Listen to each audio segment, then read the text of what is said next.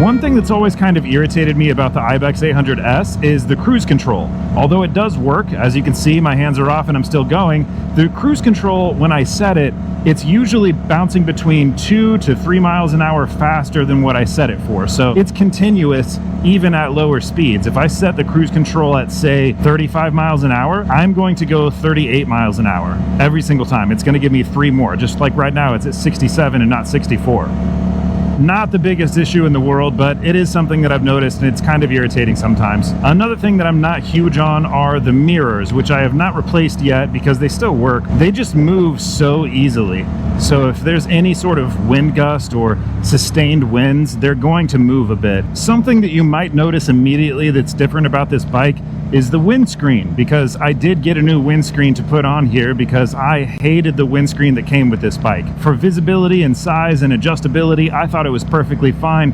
The only problem was, no matter where I had it set, I would get wind buffeting so bad at the top of my helmet that my vision would go blurry. As far as the display is concerned, I have no problems with it. All the settings you can go through to see what's going on with the bike are pretty cool. The only thing that it doesn't have that I wish that it had is tire pressure. That would be pretty cool. I would like to not have to check the tires with a manual tire pressure gauge all the time. When I first got this, the throttle felt very jerky, and right now it still kind of feels like that, but I've broken it in, I'm used to it, so it doesn't bother me whatsoever. I also remapped it twice using something I found online, and that did seem to help a bit.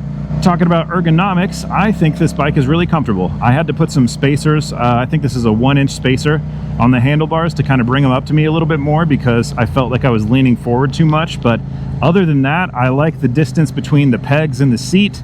I like where everything is set. I have no problems with it whatsoever. I think the seat is really comfortable. One thing I do want to add eventually is highway pegs, because when I ride long distance, it's kind of not really stretching my legs out to put them up on the engine guards. I still have a pretty good bend in my knee. Now, one thing this bike has that is absolutely terrible is the navigation system.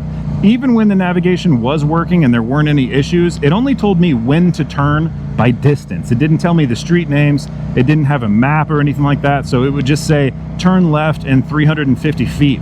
So I'd have to look at each street and try to figure out how close I was to it so I knew which street to turn on. Let's talk about the engine a bit. CFMoto manufactures engines for KTM. They've been doing that for a very long time. I feel like people that sell KTMs don't usually like to mention that, because once they say, oh, our engines are made by a Chinese company, people get a little weird. CFMoto doesn't explicitly state this, but I believe that the engine that's inside the Ibex 800s is the same engine that you find in the KTM 790 Duke. And I tell you what, this bike can get going. You absolutely can rip that front end up really easily on accident, and especially on purpose.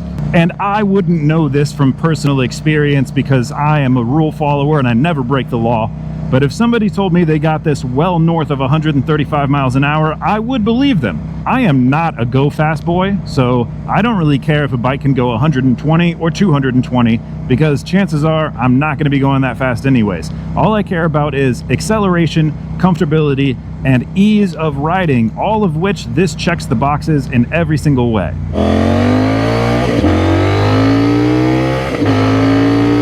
Design of the motorcycle for a lot of people is important. For me, it kind of is, but honestly, I don't really see what the bike looks like unless I'm not riding it, so I don't really care that much. But I don't have a problem with the blue and gray. I do wish this was black, and I wouldn't be surprised if in the future I just rattle canned it and turned it black, but I'm already covering it in stickers anyways. Like, I've got a giant Retro Rifle sticker right here.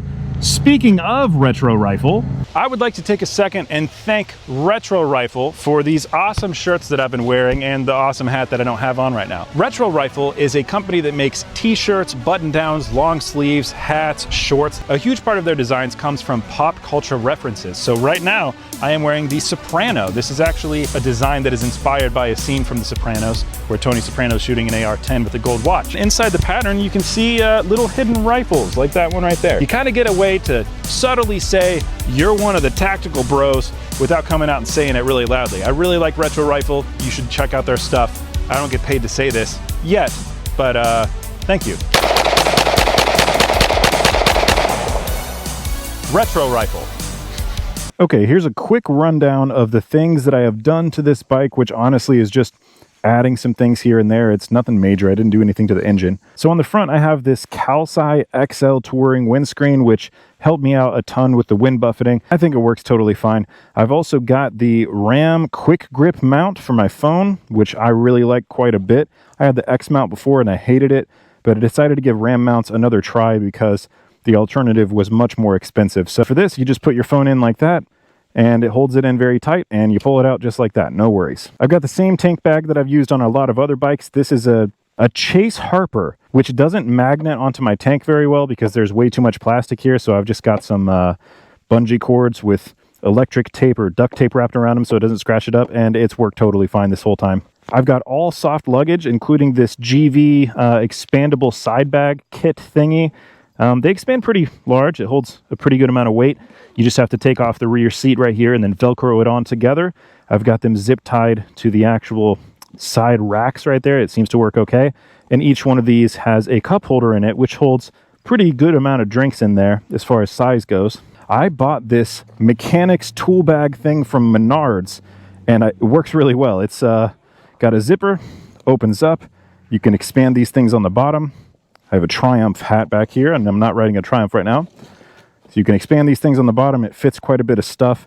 It's got some spots for some drinks. It's not like unstable in here. The bottom of this just isn't the strongest. I've got this thing screwed into the actual tail plate of the bike itself. And I've just got some bits of spare metal I had in the garage to kind of keep it a little bit more stable. So far, it's worked totally fine. But once I find a solid top case, or if somebody was to send me one to review, I will definitely take this off. These side bags are totally fine, though. I'll keep them going until they either break or if somebody sends me a better one. I've got a mount here that I use my Insta360 with. I don't recall where I got it. Probably Amazon, to be honest. And this bike sounds a lot different than other CFMotos because... Sup, brother? Now, this bike sounds a lot different than other Ibex 800s because there's no muffler on it. I made the mistake of attempting to take the muffler and remove the internal baffles, but I did it wrong, and I ended up just cutting the muffler off because I damaged it so much. Most people think it sounds fine. I think it sounds okay. I don't love it.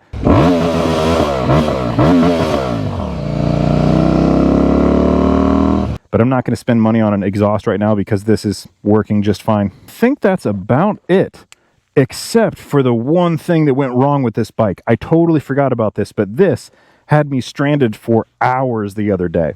I was 2 hours away from home. I turned on the bike. I kicked up the kickstand. I went to start it, and it wouldn't start. And I could not figure out why. I checked everything. Everything looked good.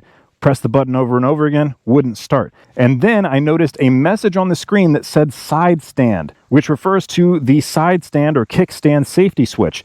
This bike comes with a safety switch where if the kickstand is down and you're in gear, like I am right now, you would not be able to turn on the motorcycle.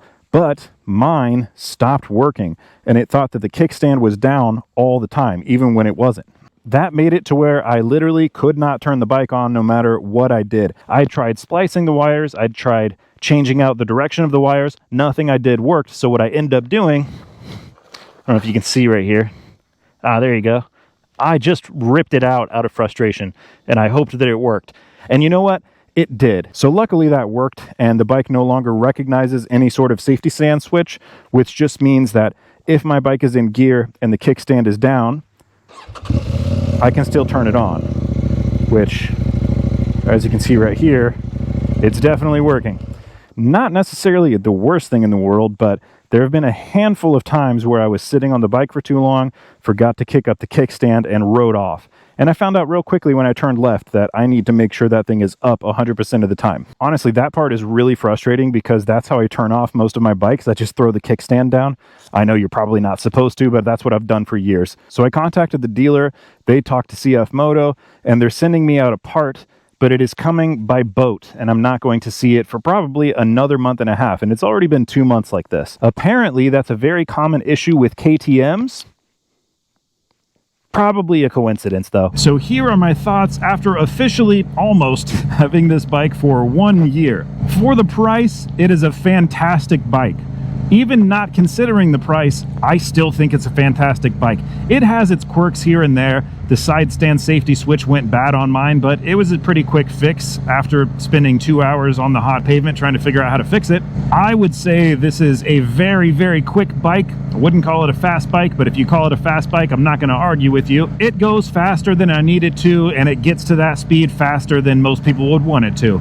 It's nimble and very easy to handle, and I personally enjoy the height. When I sit on this thing, I am taller than a Honda Civic, which I think is pretty sick because I can see over cars. And even though the cruise control is a little funky sometimes, I still love the ability to not have to touch the handlebars or grab onto the throttle at least. So in the adventure bike category, specifically adventure bikes that are not really going to be ridden off-road that often, I think this deserves a very solid 8.7 out of 10. If I was just going to rate this for motorcycles that I've ridden and motorcycles that I've purchased, I would give this a 9 out of 10 every single time. I love this bike. I think it's fantastic. I have a feeling that we're going to see a lot more coming out of CFMoto in the next couple of years. They've already released one of their very first cruisers in the United States. I've yet to test it out yet, but most people say it's very similar to the Honda Rebel series, so I'm very curious to see how good it is. As always, thank you so much for watching. Please like, comment, subscribe, MSN Messenger, AOL, MySpace.com, AskJeeves.com, all the fun stuff, you know.